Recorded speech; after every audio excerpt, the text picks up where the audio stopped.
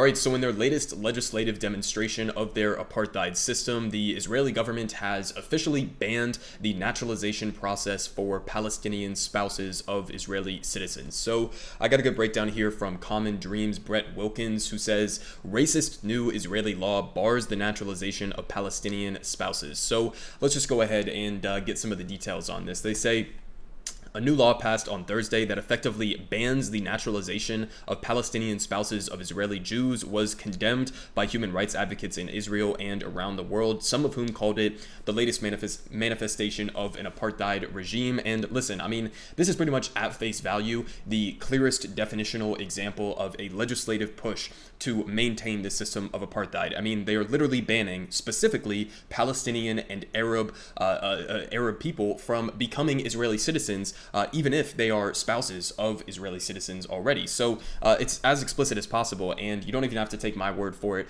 because the Israeli politicians who were pushing for this law to be enacted pretty much just said the quiet part out loud. So they continue here saying, Root Sher, a lawyer with the Association of Civil Rights in Israel, told Reuters that the law comes off as more xenophobic or racist because it's not only giving extra rights and privileges to Jewish people, but also preventing certain basic rights only from the Arab population. And they say supporters of the law, which passed by a vote of 45 to 15, so overwhelmingly passed, said that it would boost Israel's security.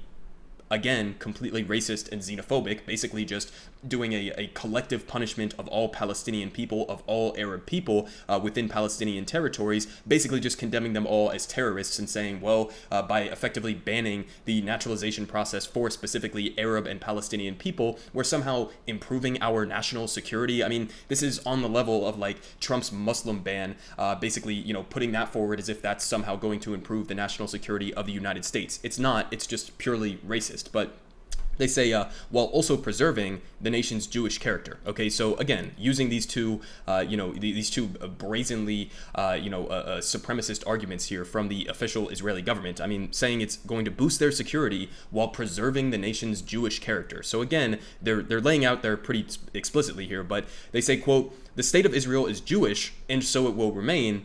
Simcha Rothman, a member of the far-right religious Zionism party who introduced the legislation, said, today, God willing, Israel's defensive shield will be significantly strengthened. Again, defensive shield against fucking what? All Arabs? Against all Palestinian people? I mean, again, just brazenly racist collective punishment. But they continue saying the interior minister and law co-sponsor, Ayelet Shaked, sorry if I'm completely butchering that name, again, a member of the right-wing Yamina Alliance, who has amplified calls for genocide against Palestinians, hailed the vote as a victory for a Jewish and democratic state. Fantastic democratic state that you got going there, where you are officially enshrining into law the continuing of your apartheid system. I mean, it shouldn't even need to be said, but apartheid governments, apartheid systems are definitionally not democracies. They are not democratic in any way, shape, or form, in the same way that the Jim Crow South was not a democracy unless you just don't consider black people to be human beings or deserving of full rights under your government system. And that's exactly what they are explicitly saying here for the Palestinian and the Arab populations. But they say it is hailed the vote as a victory for the Jewish and democratic state over a state of all of its citizens. And they continue saying that public polling has consistently shown a majority of Israeli Jews oppose marriage between Arabs and the Jewish people. And the very prospect of Jewish women dating Arab men has brought seething crowds out into the streets of towns like Bat Yam, where in 2010, one demonstrator asserted that, quote, any Jewish woman who goes with an Arab should be killed. And they say it's not just marriage. Rabbis and dozens of Israeli citizens in towns, some of them government employees, have issued religious edicts forbidding Jews from renting homes to Arabs, including Israeli citizens. So again, it's not just about them not being Israeli citizens already. It is explicitly about them being Arab and not Jewish. So again, not just extending into marriage certificates in this case, but also, actual government employees and representatives of the Jewish, Jewish populations, and also of the Israeli government, that they are explicitly coming out and saying you should not even be renting building homes to Arab people within these populations. So again, just completely racist and brazen about it. But finally, they say leading Israeli and international human rights groups, as well as prominent international figures, including U.S. President Jimmy Carter and the late South African human rights icon Desmond Tutu, have accused Israel of perpetuating a system of apartheid. And if somebody was going to know about the system of apartheid, it would be somebody like Desmond Tutu. I mean, listen, so at the end of the day, this is just, again, the latest incarnation of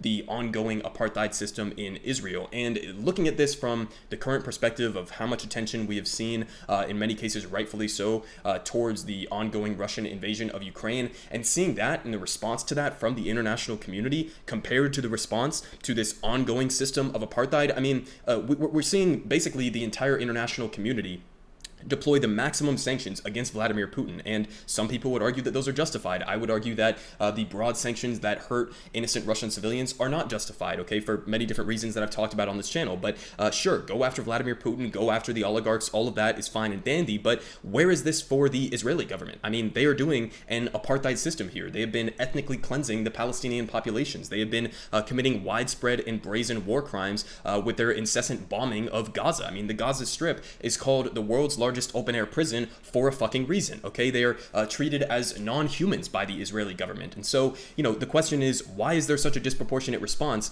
when it comes to a country like Ukraine versus a country like Israel? And the simple answer, coming from an American and seeing how our government operates, I mean, here in the United States, if you get up and even acknowledge the fact that Israel is an apartheid government, you'll be called anti-Semitic by essentially a wide chorus of both Democrats and Republicans. So, you know, you can't even talk about the situation in Israel and Palestine honestly here in the United States. And you know, you compare that rapid response of deploying the nuclear sanctions against Putin within days. I mean, within less than a week, we cut them off from the SWIFT financial system. We are now banning their oil imports to the United States. Where is that energy for the Israeli government? I mean, this is why I support BDS, boycott, divestment, and sanctions of the state of Israel, is because this is one of our top allies. And if you're talking about sanctions, we actually have significantly more leverage over the Israeli government because of the military, the intelligence, the diplomatic, all of the aid that we give them and support them with. We have way more leverage over the Israeli government to force them to stop this system of apartheid than we do over the Russian government to get them to stop the invasion of Ukraine. And yet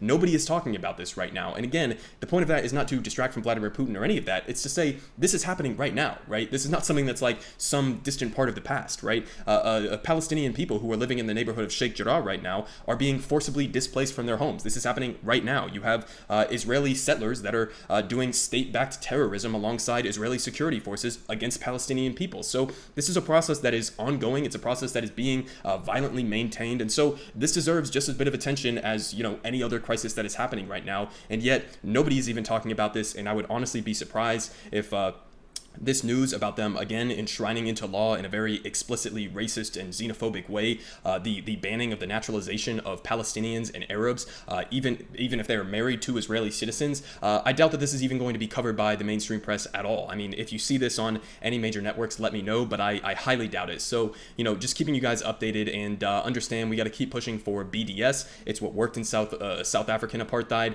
and it's the only potential solution that we have to actually pressure the Israeli government to end this grotesque system of apartheid.